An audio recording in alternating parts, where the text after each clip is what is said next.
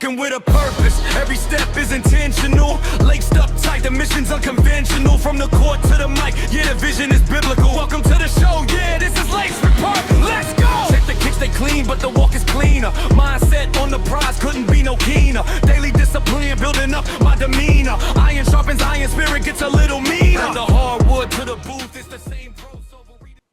Welcome to Laced Wit Purpose. I'm your boy J4. I'm your boy Joey Bags. And we're going to get into a topic that we've been talking about for a while, integrating our faith, culture, sneakers, and sports all in one. So sit back, relax, and enjoy. You will be entertained. All right. So let's just jump into it. Bet, let's do it. So, how did we come up with this idea?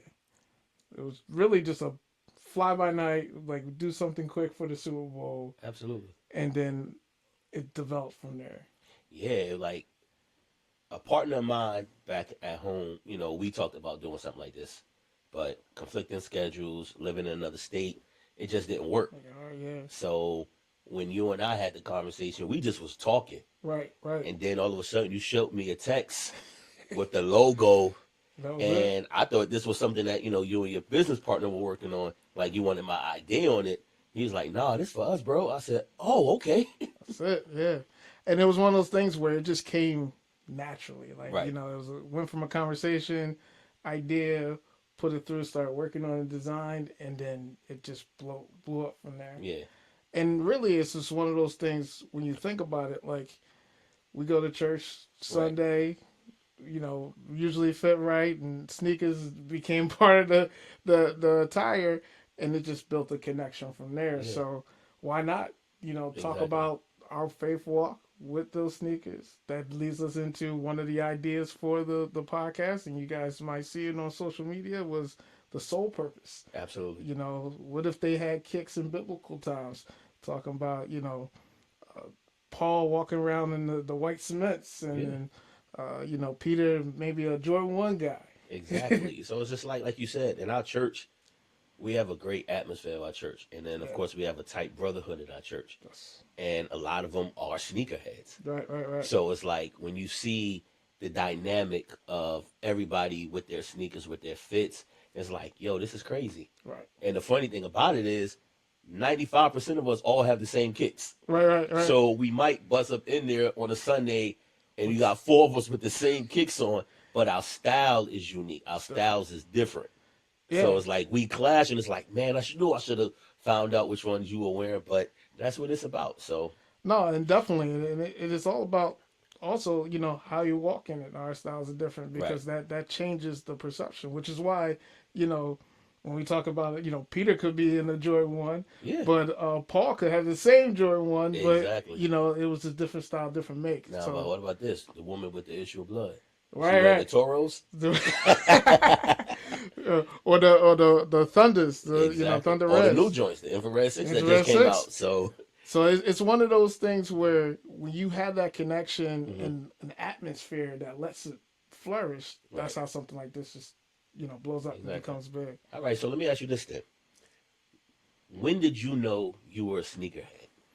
So this is funny because my wife will tell you I never wore sneakers up until about 15 years ago. Wow. And then even then, I was just wearing comfort because I came from years of torturing my feet in Timbs. So I had every colored Tim known to man. I had the powder blue, baby blues. I had the cinnamons. Like, Timbs was my thing. I gotta cut you off. Did you have at least a pair of beef and Brocs? Oh, yeah, I did. All right, go ahead. Those are my faves, but go ahead. But when I first started getting into sneakers, and it wasn't until my brother-in-law had his 50th birthday party, and he said it's a Jordan party, so you had to figure out a pair of Jordans. I was like, I don't own a pair of Jordans. Because I was wearing Alpha Bounces. I was an Adidas guy. I was like, I don't own a pair of Jordans. So I went to the store, and I got my first pair of Jordan 1s, the black and gold for the party. It fit my suit, everything. Right. And then I fell in love, and I was just like, all right, well, now I'm going to go get the blue ones. Right. And now I got like 40 pairs, and, you know, I can't stop buying them, but that's when it happened. Okay. How about you? For me, it wasn't so much I was a Jordan fan. I think I was more just a Nike fan, a retro fan. So I go back pennies. I go back CB34, Charles Yeah. Barkley's. I go back to all those. I think for me, Jordans actually, truth be told, I had a pair, but I think I got into it when I got connected with the brethren Mm. because I started seeing. I'm like, all right, everybody, I got to start getting me some more. I got to build up my collection. Right, Because if right. you look in my closet, I got a lot of retros. Gotcha. I'm a retro head, but I started getting into Jordans more and more. I think when I started coming into Victory. So for me, my passion has always just been, as long as my laces was right, because I was a more laces guy. Right, The way how my laces were tied up, because growing or up in not that. or not tied, right? Exactly. Because growing up in Brooklyn, your laces said a lot about how your It's fit true. was. That's true. So were you laced in or were you You laced laced out. out? So And that's it. That's huge. Yeah, because I was with Tim's. You never tied them, yeah, so you stomping around, which is probably why I tore up the feet. You right, never tied them, and it's a similar style. Like certain Jordans, you don't tie. You have right, these things out. Some you do, but that's interesting. yeah. Well, I did wear sneakers when I was younger, and I fell in love. My favorite sneak is the Grant Hill. The Ooh, white with Fila. that border edge of it, Yes, that patent yes. leather. That was my favorite. So what's your favorite sneaker right now of all time?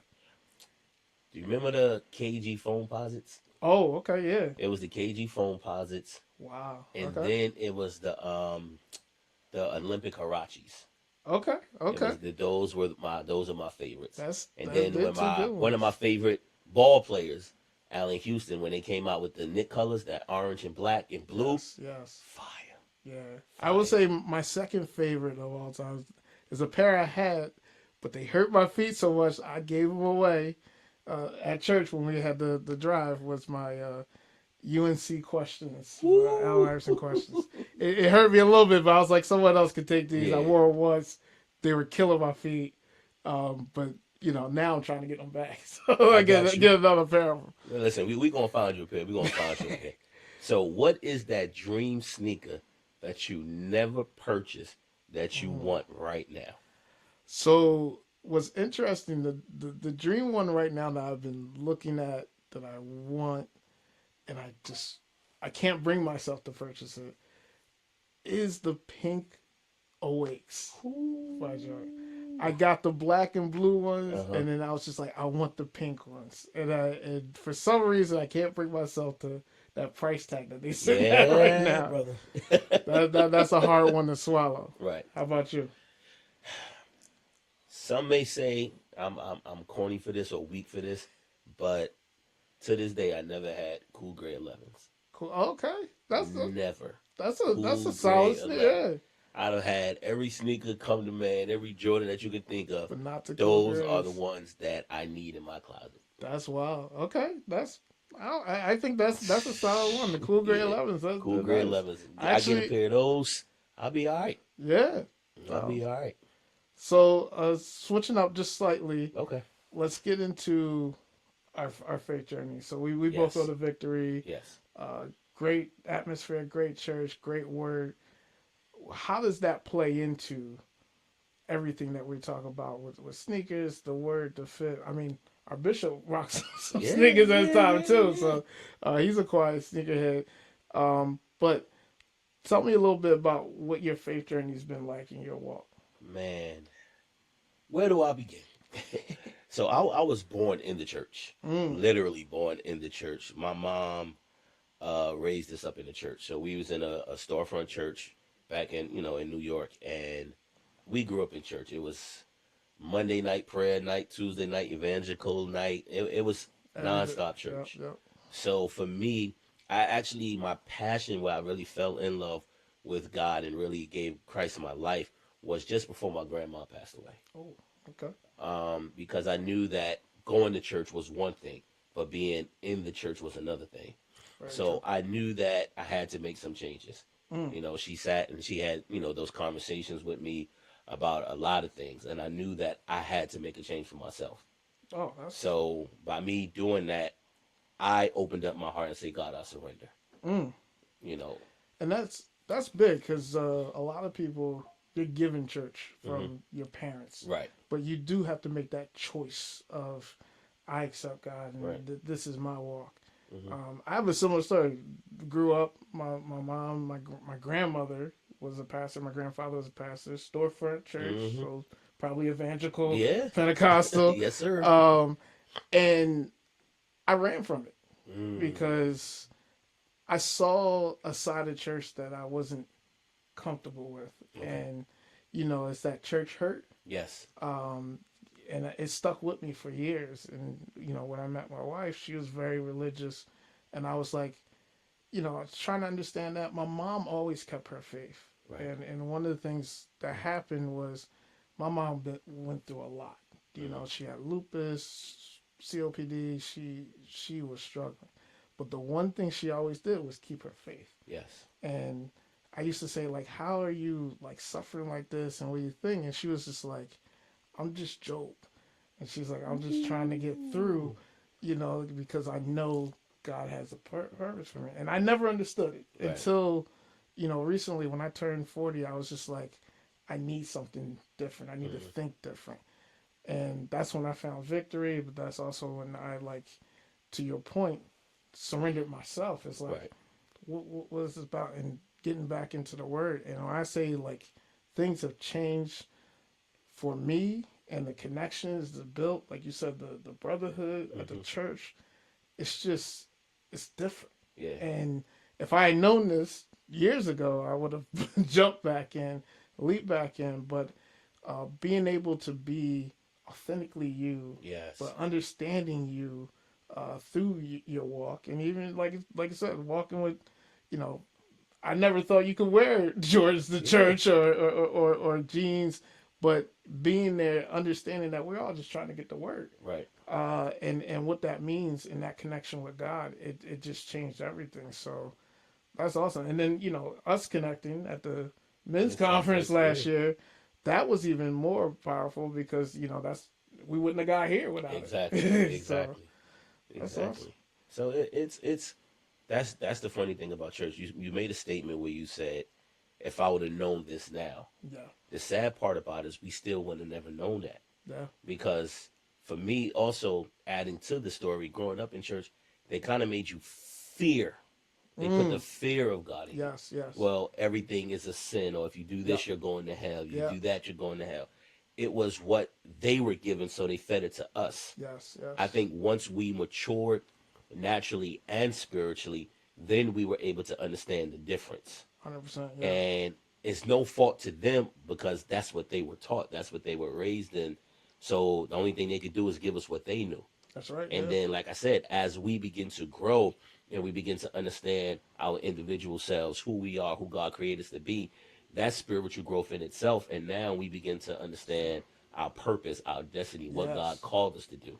100%, So yes, it's just a blessing, like you said, to be in a ministry where you can authentically be yourself. right, There's no judgment, no nothing. Where you getting the word, you getting taught holiness, you're getting taught heaven, you're getting taught everything, and no one is judging you because you wear jeans and sneakers. right. And you're building up a connection, like you said, the like a bunch of brothers that we could just connect with, Right, on a daily basis, right. and just be empowered to be ourselves and just meet up and go hang out and still be grounded in the world, Yes. which is awesome. Yep. So now we got sneakers, Uh huh. we got the scripture. Yes, sir. So now one of our other favorite pieces to integrate with this sports. Yes. So when did you become a sports fan in general? 1994. Wow. Exact year. 1994. I'm giving you 94. Okay. That was the year I really fell in love with basketball. Okay. Basketball was my favorite sport of all times. Right. At the time, my dad wasn't present. So it was me and my mom. My mom and I was up watching the 94 playoffs, Knicks basketball. I was going to say it's the Knicks. And you know it, brother. You know it. So we was up every night watching the playoffs. Like, I've never seen my mom so enthused. Wow. In the beginning, I thought she just was excited because I like basketball. But no, she was invested in it as much as I was. Wow. Okay. So even though Reggie broke her heart, We still overcame, but that was it for me in '94. Football, I would want to say it came in the late '90s, early 2000s for me, Okay. and that came me becoming an Eagles fan. Mm. Um, Going to my aunt's house one year, and I believe a friend of hers was upstairs watching the Pittsburgh Steelers, and one of my cousins, everybody else was downstairs watching the Eagles. Mm. So I said, I want to be where the party's at. So I stayed downstairs with everybody watching the Eagles, and then before you know it, within a year, I was hooked. Wow. Okay. So that's where my sports journey comes in at. Yeah. And of course, you see the hoodie. I'm a Mets fan as well. So That's an interesting one because mine, I couldn't tell you exactly. I know I was a football fan just because I've been a big guy all my life. So, Right. football just came naturally. I was an Eagles fan. However, I heard how you said that was. Go ahead. however, I couldn't take the pain after, I believe it was either 1994 or 95 when they benched Randall Cunningham Ooh, okay. for Rodney Pete, and I was just like, that's Couldn't do it the no more. straw. Okay. So I started following the Peyton Manning. So I went to the Colts for a little bit, but then I became a Denver Broncos fan. But I always had the Denver Broncos in the back of the head. I was an Elway fan. Remember the back-to-backs with Elway. Yes. I'm still a Sixers fan, diehard Sixers fan in Philly. I tried to trust the process. I'm still trying to trust a process. I'm a Yankees fan when it comes to MLB, but I'll root for the home team if it's not against the Yankees. But yeah, I've been in football for mainly, and that's my bet, brother. Okay. I still the Eagles. They've been on a nice journey. It was a heartbreak year this year. But I'm gonna stay with my Broncos. I'll still root for you guys silently when it's not against them. But it's definitely a good journey. Okay. So getting into that, then who's your favorite player of all time?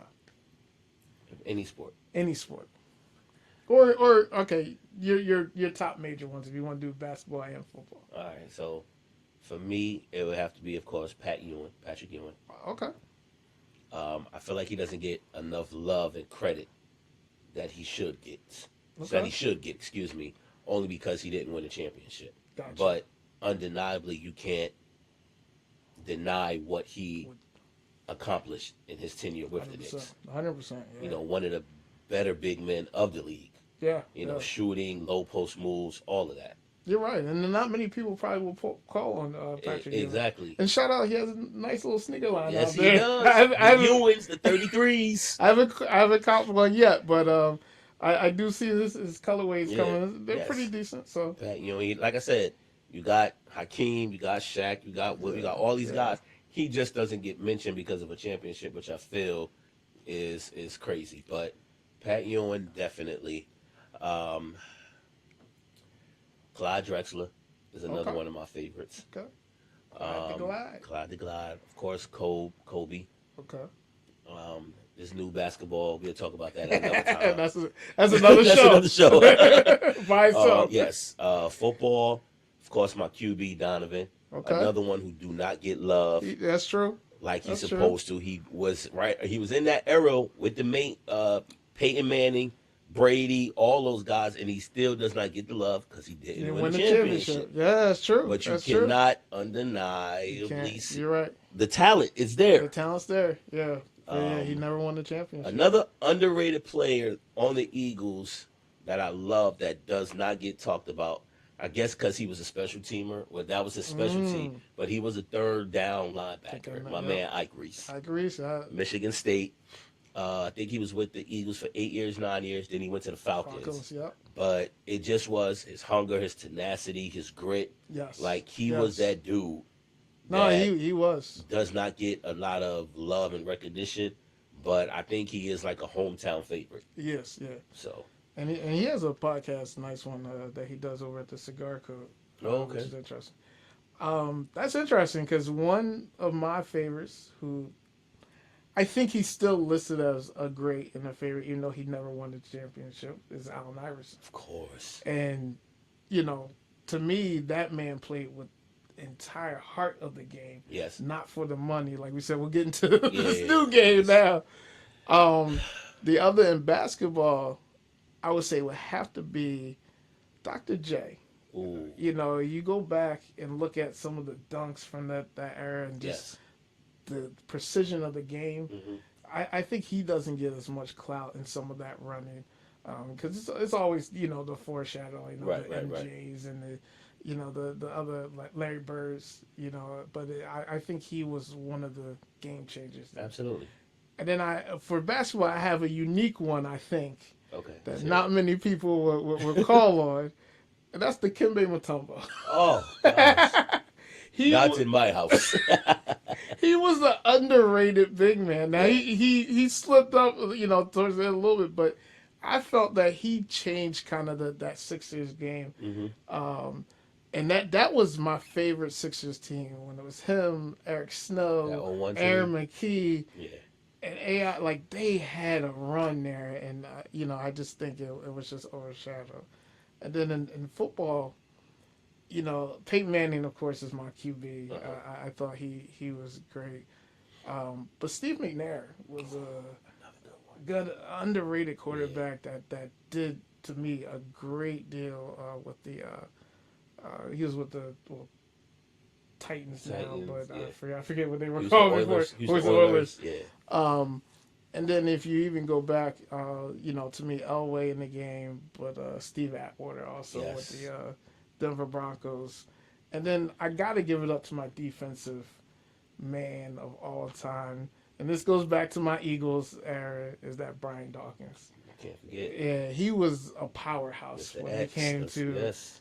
the game. And people feared him Yeah. because of how vicious he was with some of that. So, but that's awesome. He's one that gets a lot of love because of his play. Yeah. Even though he didn't win a championship. And he but- was a Bronco. And he was a Bronco. So, But we blame the Eagles on that part. That's another story for another day. But this has been great. Yeah. So, anything else for the first yeah, episode? I got one for you. Okay. What person in the Bible resonates with you? Ooh, that's a good one. I would say, to me, it has to be Joseph. Okay. When you think about what he was asked to do, Mm-hmm. and what he was basically about to do before, you got to think about the humbleness that Yes. he had to come to understand, and really what it meant to. I mean, you had to basically raise the Savior. Right. He didn't know really fully at the time, but and he had to trust his wife, Yes. his helpmate, in a way that you don't see unless you really understand the word and what was bestowed upon him. So for me, it'd be Joseph, and then probably next in line would be Noah, Yes. because the investment he had to do into Mm-hmm. hearing that, but everybody's like, what are you doing out there? Right, like right. it's another one. You had to be humble, but it had to be focused on Right. being obedient. Absolutely. And they're the two that resonate with me as I like re-engage, and that obedience is key. Okay. How about you? I knew he was gonna come to me. I thought he was gonna end it. No, we're not gonna end it now. You started something. For me, this might be, some may say why this way, but I have to go to Hannah in First Samuel. Her story resonates with me as far as her tenacity, her desire, her will to never give up. Yeah. Not to be able to bear a child, because in First Samuel it says the Lord shuts her womb. Yeah. So it's nothing that she did anything wrong, but it was, in my opinion, to see her faith walk. Do I trust you, God? Do I believe in you, God? To go into, how can I word it? To be in this position where she is made fun of and teased because she cannot bear a child. Right. To have to endure that year after year, to where she says, okay, God, if you give me a child, I'll give him right back to you. She made a vow, Right. and she honored that vow. And because of that, God blessed her with one, but blessed her with 5. So my thing is seeing her hunger, seeing her desire, but then also understanding when she made a vow, she kept it. Yeah. You know, and that's something that stands with me because our word is who we are. So yeah. And if we are the light of the world, the salt of the earth, we have to keep that word. 100%. Yeah. You know, so her vow, I think more so the vow is what I pay attention to a lot because she honored that. Yeah. God didn't have to bless her with 5. He blessed her. She asked for 1. And that's the thing is that obedience and honoring that vow. Yes. You know how big the blessing was on top of just what she wanted. Right. You know, you never know how big it can be until you release that part. So that's huge. That's big. That's what sits with me. Awesome. Okay. Yeah. Well, I mean that pretty much wraps up this segment of the podcast. We will say, you know, as you guys read, listen, and check us out on social media, it's Laced Wit Purpose on all platforms. Yes. And Tell them the platforms. Facebook, Instagram, YouTube, and TikTok. And our individual pages as and well. our individual pages, which you'll see linked as well. But as you heard all that, you know, who resonates with you in the Bible? What's your favorite sports teams? We're going to do a Laced In challenge. We urge you to leave it in the comments and hit us up on the platforms. But we appreciate you tuning in, and we'll be coming at you on a regular schedule. This is our first podcast, you know, setting it up. And, you know, I think that's it. We're going to close it out. Oh, we can't forget about our sponsorship. Oh, yeah. Okay, Joe, I'll take it from here. Before you lace up for your next celebration, make sure the dessert table is just as strong as your fit. Maj Faithful Flavors creates custom cakes and sweet treats for every occasion. They don't just bake, they create moments. Follow at Maj_Faithful Flavors. That's MOJ_Faithful Flavors on Instagram today. That's flavor laced with purpose. Every single slice shouting, God is great. If you're out here moving with purpose, you gotta look like it too. Grand Hustle Fearless, created by Anthony Jojo Santiago, built for the ones who grind hard, stay focused, and level up every day. Clean fits, bold energy, real hustle. Check out the collection now at lacedwithpurpose.com/A3. That's the letter A and number 3 to support the movement. Grand Hustle Fearless Clothing. Stay hungry, stay laced.